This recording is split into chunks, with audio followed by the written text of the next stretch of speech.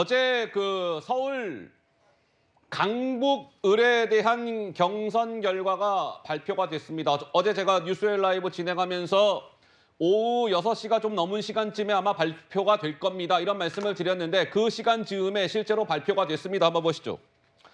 자, 강북을은 정봉주 후보가 이제 공천이 취소됨에 따라서 조수진 변호사와 이제 박용진 현역 의원 간의 경선이 붙여졌는데 조수진 변호사 같은 경우에는 25% 감산, 가산, 가점을 받은 거예요. 여성이자 정치신이다. 이래서 가점 25%. 반면에 박용진 의원은 하위 10%에 들어서 30% 가산, 반대로 여긴 감산.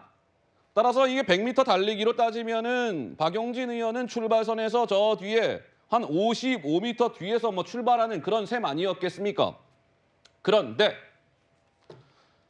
결론은 뭐 이제 이렇게 저렇게 저 경선은 하나마나한 경선이에요. 저건 박용진 의원이 이기기가 힘들어요라고 했는데 역시 이변은 없었습니다. 박용진 의원이 졌어요.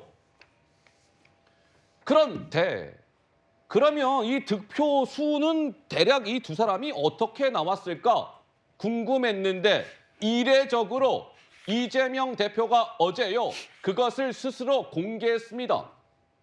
그것도 본인의 정치적 고향으로 일컬어지는 경기도 성남시에서요. 들어보시죠. 강북을 선거 결과가 궁금하죠?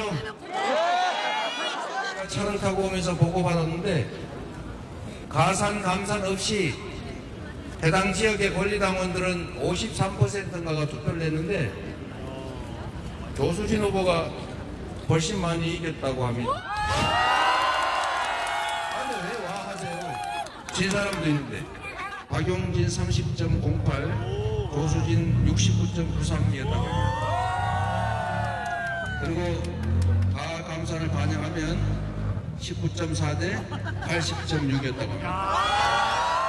압도적인 차이로 후보가 결정됐으니 이제 이 얘기는 여기서 끝냅시다.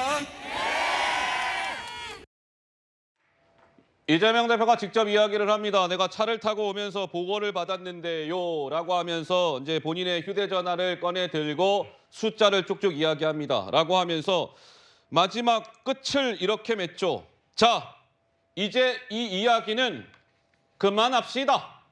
라고 이야기를 맺었습니다. 조연산 변호사님, 이재명 대표가 이례적으로 저 득표율을 공개한 이유는 무엇일까요?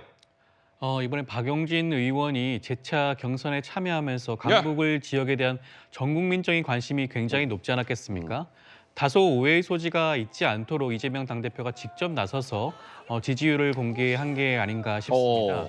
지난번 정봉주 전 의원과 박용진 의원 간의 그런 득표율의 경우에는 다소 차이가 있었죠. 지금의 경우에는 조수진 변호사가 가산점을 받는 분입니다. 여성이고 신인이기 때문에 25% 가산점을 맞아요. 받기 때문에 어떻게 보면 박용진 의원이 더 불리한 상황이 아닌가라고 했었는데 지금 드러난 득표율을 보게 되면 사실상 가산점을 받지 않더라도 박용진 의원이 이길 수 없는 결과가 나왔죠. 지난번 정봉주 전 의원과의 대결에서는 감산이 없었으면 이길 수가 없는 질 수가 없는 박용진 의원 입장에서는 질 수가 없는 선거였다고 한다면 이번의 경선 결과는 가산점이 없더라도 충분히 조수진 후보가 넉넉하게 이길 수 있는 그런 결과가 아닌가. 그런 말들을 통해서 이번 경선 과정이 마무리되는 과정을 설명한 게 아닌가 싶고 그 과정에서 박용진 의원의 입장에서도 물론 아쉬운 부분을 말씀하셨지만 통합의 말씀도 함께 하셨던 부분을 짚어봐야 되지 않을까 싶습니다.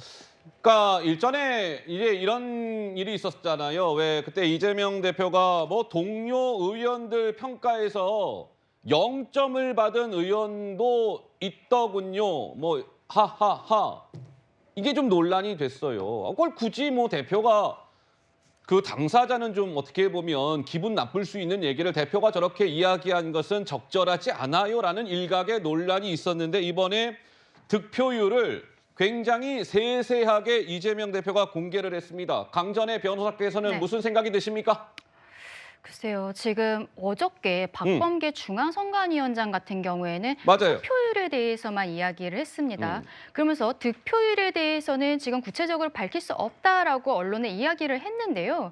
그런데 이재명 대표는 본인이 당대표라고는 하지만 지금 중앙선관위원장도 밝힐 수 없다라고 하는 득표율을 본인의 정치적인 고향에 가서 그냥 임의로 얘기를 한 거예요.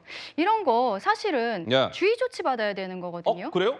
그렇죠. 이거 오. 본인이 이런 얘기하면 안 된다고 중앙선관위원장이 어. 이미 다 밝히지 않았습니까? 예. 근데 주의 조치 누가 줘요? 지금 비상징계에 대한 권한 이재명 대표한테 있잖아요. 본인이 본인에게 주의 조치 줄 수 없지 않습니까?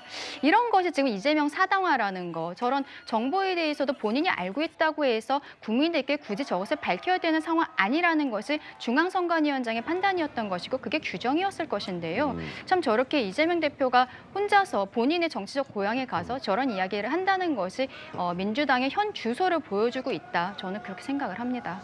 자, 이 이제 박용진 의원은 이제 서울 강북을의 재선 의원이고 이제 3선 도전을 하게 됐는데 이제 뭐 그것은 사실상 이제 끝이 났습니다. 그래서 조수진 변호사가 서울 강북을의 민주당 선수로 결정이 된 것인데 박용진 의원, 박용진 후보와 관련해서 민주당 일각에서는요. 뭐 어떤 언론에서는 박용진 후보가 비명 행사를 2번 당했다. 뭐 이런 얘기가 나오고 있는 가운데 역설적으로요. 또 이런 얘기도 나왔어요. 그동안 박용진이 단독으로 뭔가 결정을 하고 그거를 밀고 나가고 이런 이미지가 강했다면 이번에는 임종석에 이어서 비명 행사의 희생양이 됐다. 따라서 박용진의 체급이 뭐 미들급이었다면 뭐 헤비급이 됐고 어쨌든 이 체급이 한 2단계 정도 올라갔다. 뭐 이런 얘기가 나오는데 최수영 평론가님 저 분석은 어떻게 봐야 될까요? 아주 타당한 분석이라고 아, 봅니다. 그래요? 저는 이번에 박용진은 비명 행사의 시작이자 마지막이었어요. 시작도 박용진이었지만 대미도 장식한 게 대미도 장식한 게 박용진이었습니다. 박용진은 이로써 이제는 비주류의 한 계파가 아니라 이제는 이번 총선 이후에 이재명의 대안으로 떠오를 수 있는 이제는 정말 비주류의 리더가 됐다 보는데 그래서 저는 어저께 여론조사가 진행되는 과정에 봉하마을과 전북 간 게 그런 거라고 봐요. 지금이 저 봉하마을입니다. 봉하마을에 가서 노무현의 정신을 계승하겠다. 전북에 가서 내가 전북의 아들이다. 이제는 민주당의 한 구성원이 아니라 이제는 전국을 대표하는 정치인이 됐다는 걸 보여주는 저 말하자면 일종의 퍼포먼스라고 저는 생각이 되는데 어쨌든 이번에 의도치 않게 민주당 이재명 대표는 이재명의 사당화에 성공했을지 몰라도 이 박용진과 임종석이라는 두 말하자면 비주류의 리더들을 해놨기 때문에 총선에서 이길지 모르겠지만 앞으로 거대한 민심의 바다를 거쳐가지고 대선까지 나가는 과정에서 이재명의 사당화가 그 이재명의 뜻대로만 되지 않을 것이다라는 걸 보여주는 저는 하나의 그 상징적 사례라고 생각합니다. 자, 서울 강북을은 어쨌든 이제 저렇게 정리가 됐고요.